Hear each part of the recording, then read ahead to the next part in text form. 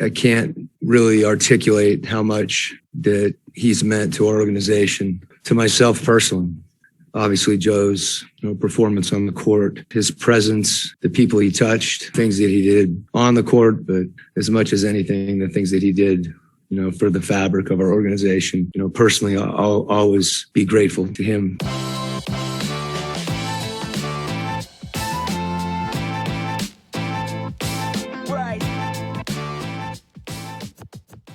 Really quick, before I begin, if you guys can smash the like button for the YouTube algorithm, this seriously makes a huge difference to my videos and lets YouTube know to recommend this video to a brand new audience. So thank you so much for doing that, and let's begin.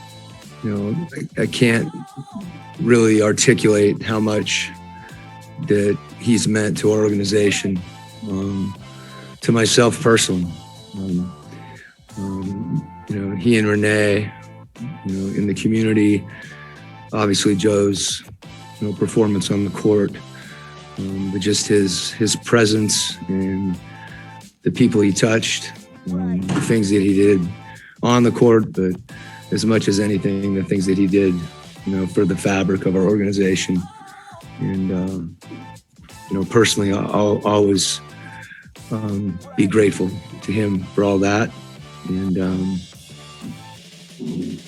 appreciate Joe and Renee and his family and everything they've done.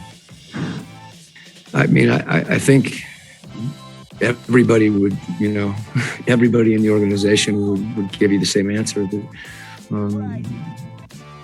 Just the same way Joe feels. And yeah, we talked and he said, I don't really know what to say. I don't think there's a lot to be said, other than some of the things for me and him, at least, that we've appreciated, in one another before. I mean, I saw him play, in Moscow, and watched him warm up when he was playing for Barcelona. He didn't play that night. That was an exhibition game. And then we played him again a couple times during the year. And then the second time we played him, they had an injury and he got a lot more minutes. And used to tease him, and he was afraid to shoot.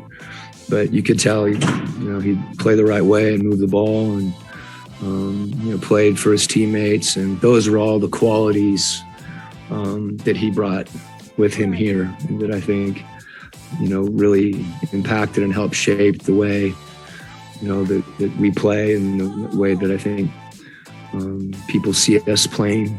And I know that the way that we appreciate that. Obviously that was a tough phone call, but it's also, basketball is what we do. It's not who we are.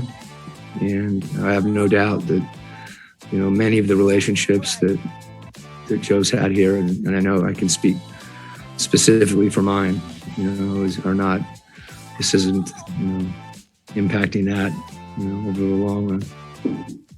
Hey everybody, welcome back to the channel. That was Utah Jazz coach Quin Snyder talking about the trade of Joe Ingles that took place earlier that day. You could hear the emotion in Quin's voice as he spoke to reporters. He said, "Today's a tough day with Joe's situation. I cannot articulate how much he has meant to this organization and to me personally." Coach Snyder, before making it to the NBA, followed Joe's career in the EuroLeague and was one of the key drivers to get Joe to the Utah Jazz once he was waived by the Clippers, with Ingles becoming a key component in Snyder's rotation, and was given the green light on both ends of the floor and challenged by Snyder to prove he was more than a knockdown shooter. And with the confidence shown by Snyder in the early days of Joe's career at Utah Jazz. In the NBA right now, Ingles is known as a cerebral player, often turning down good shots to find a great shot.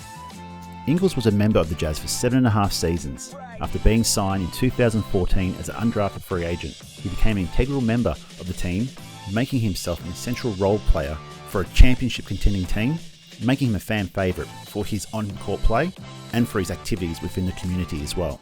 Joe released a short statement later that day. "Today hurts. I knew it was a possibility, but I didn't want to believe it. We've been lucky to call this place home for 8 years. I've got a lot more to say, but I'm going to have a beer and relax with some good friends. Go get the win, fellas. I'll always be watching."